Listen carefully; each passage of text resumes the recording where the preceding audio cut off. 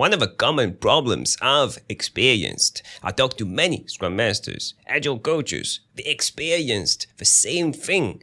The Agile principles, the values, the Scrum framework, not sticking. You join an existing Scrum team, an Agile team. You preach, everything is going well. They are becoming more effective. They are growing as a team. But at some point, something happens. The changes no longer stick. They go back to where they were previously, before you joining the team. This is a very common problem. Change, not sticking. And this is what I will talk about in this video. Strategies to make change stick. But before that, what's the most important goal of a Scrum Master with a Scrum team?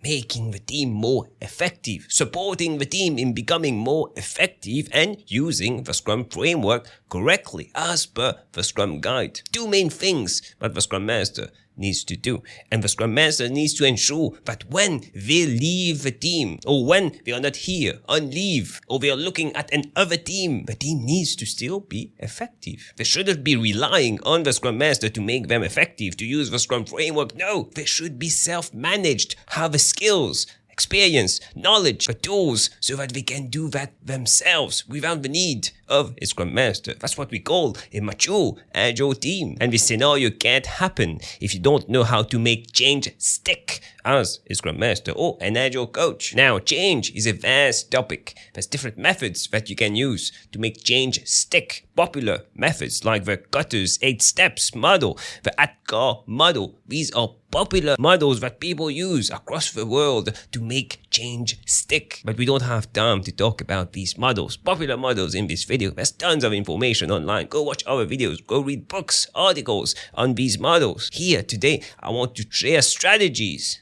tips, tricks that I use on a daily basis that work for me. And I hope that they also work for you. The first thing you need to do is set a goal. I see so many people, Scrum Masters, rushing when joining an existing team. We need to change things. We need to make the team more effective. We need to make the team grow. No, come on. Set a goal first. There's no rush. You need to be able to measure. You need to be able to know if you're improving or not. You need to set a goal first and set a baseline. Extremely important. It all starts with a baseline. You can use something like a Agile maturity survey or a Scrum maturity survey. You can watch this video for more details, but in a nutshell, these surveys will measure the level of trust in the team, the level of psychological safety in the team. Are the teams doing retrospectives for Scrum events? Is the team releasing every single sprint? Are they using sprints? Do they have a sprint goal? Are they using velocity? Are they focusing on delighting the customer? So many themes, so many topics that will be rated individually, and you get a total rating. But once you've done this survey, you have a sort of baseline that you can start improving, and you set your goal. In the next 3 months, maybe we can focus on the low scored themes like psychological safety that scored low. Maybe the team can work on this theme and increase it by X%, so that once we do a survey in 3 months, we see an improvement. You can't work on too many things at the same time. But at least now, you're not just rushing and starting to change things. You have a baseline. You've set a goal. The team knows. The team is agreeable that we need to work on that in the next 3 months, and we can measure that in 3 months. The next step is facilitating a workshop for the team. As a Scrum Master, you can facilitate this workshop for them to allow them to come up with a list of actions that will take them from their baseline to the target in the next 3 months. You are not here to tell them what to do. They should be coming up with these actions that they will be implementing individually and as a team. There's something that you need to understand with change. Actions, extremely important. Daily actions, habits, extremely important. This is what makes change stick. I see so many Scrum Masters, coaches, teachers falling into the trap of doing a training, but there's no actions afterwards. There's no clear plans afterwards. That's why trainings are useless. You follow training for the company, and 3 months later, it's not like you've never followed this training. You can't remember anything from this training because there was no clear actions after the training. No one was keeping you accountable to actually implement what you've learned in the training. That's the most important step. As a Scrum Master, you need to ensure that they are accountable. You are preaching stuff. The Scrum framework, Agile principles and values, you need to find a way to measure are they actually improving, are they actually implementing these things, and how to keep them accountable. Themselves, they need to keep themselves accountable to ensure that they keep on doing these things once you leave the team. And one of the easy ways to do that is getting someone in the team, an insider in the team, maybe a developer in the team. Yeah, the Scrum Master is part of the team, but really the Scrum Master is not a developer. There's the product owner, there's the Scrum Master, and there's developers. 3 distinct roles. It should be a single unit, a single team working towards a sprint goal and a product goal. But come on, in most working environments, it doesn't start like that. If it started like that, maybe we wouldn't need a Scrum Master or Agile coaches. The team needs to grow towards this, a single unit, a single team. Maybe the current working environment not healthy. The team is not psychologically safe. The team doesn't trust each other. That's why you need someone in the team, someone that you can trust, someone that will keep on preaching internally all the things that you are also preaching, someone that will keep the developers accountable, someone that is on your side. This is not needed if there's a single unit and everyone is trusting each other, but we need to adapt to our environment. So if you are in an environment where people are not trusting each other, find an insider. Change is an inside job. Taking actions for a few days, a few weeks, easy. But for a few months, that's hard. That's why New Year's resolutions don't stick. February, they already decided that they no longer want this thing. January was good. Everyone was taking actions in January. But to keep on doing something extremely hard to do, you need to truly believe inside that you want this thing. And the same thing applies to Scrum, to Agility. It's change. People are growing, and with growth comes this feeling of being uncomfortable. A Scrum Master is here to make people uncomfortable. An Agile coach is here to make people go out of their comfort zone. It's hard to do. No one wants to do that. You need to understand, put yourself in their shoes. They don't want to do that. They might tell you that they want to do that. They don't want to do that. And you can't force them to do that. It needs to be an inside job. They need to decide that they want to do it, despite it being uncomfortable for them. But what you see in most companies, management forcing them to change. The Scrum Master, the product owner, forcing them to change. It's not an inside job.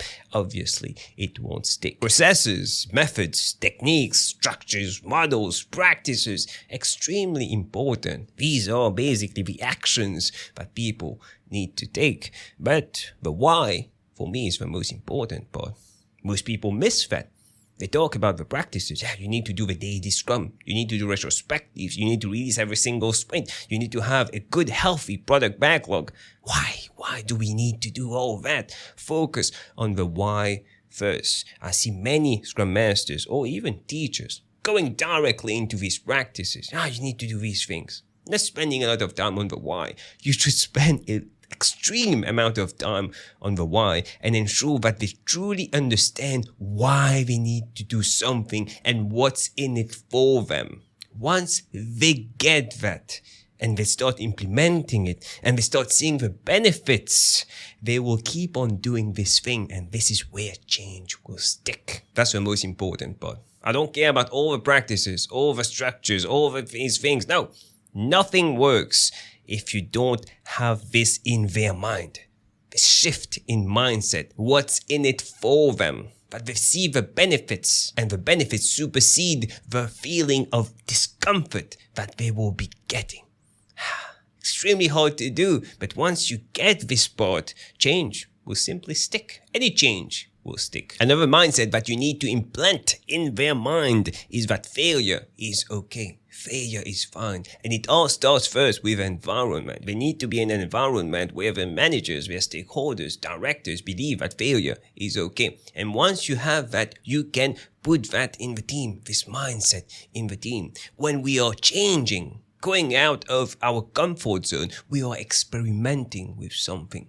experimenting with a new technique in the daily scrum, experimenting in doing a sprint retrospective, experimenting in releasing frequently, delighting our customers, experimenting a new way to code. And if we fail, that's okay, because we are going out of our comfort zone. It's okay to fail, and next time we'll do better. This mindset, extremely important. If you don't have that currently in your team, work on that first. Because if they fear failure, if they are being punished because they are failing, they are not in a psychologically safe environment, and it will be hard to allow them to grow. Allow change to stick, because they can't even change because of fear of failure. Another thing that you need to keep in mind is that change, becoming agile, using the Scrum framework, releasing frequently, delighting the customers, yeah, it's good. Positive things, a lot of positive do that. But what about the negative? I see many Scrum Masters underestimating this part. You see, when Agile is being implemented in a company, what are the benefits? What do stakeholders want? What do directors want? They want faster delivery. They want to cut costs. But what do you want as a Scrum Master? If you read the Agile principles, the values, the Scrum framework, it's all about delighting the customer. The customer is our highest priority. Releasing frequently, that doesn't really match faster delivery or cutting costs. So even though you are implementing something that will make the team grow, this agile mindset, this constant growth mindset, the team might go slower in the short term, might perform worse in the short term. Stakeholders need to be aware of that. Directors need to be aware of that, because if they are not, they will prevent change from happening. And you might end up reverting back to where you were previously because you're not getting the actual desired results from this change. But these desired results were never going to be met because they have nothing to do with agility or Scrum. Managers want faster delivery when Agile is proposing earlier delivery. Not the same thing. Stakeholders want to deliver when people in Agile teams want to delight the customer. Not the same thing. And sure, once you're changing, growing, implementing new things, but everyone is on the same page. Which brings me to my next point. If you want more tips, insights on Agile, Scrum, personal growth, click on the video that stands out the most on the screen right now, and I'll see you in a few seconds.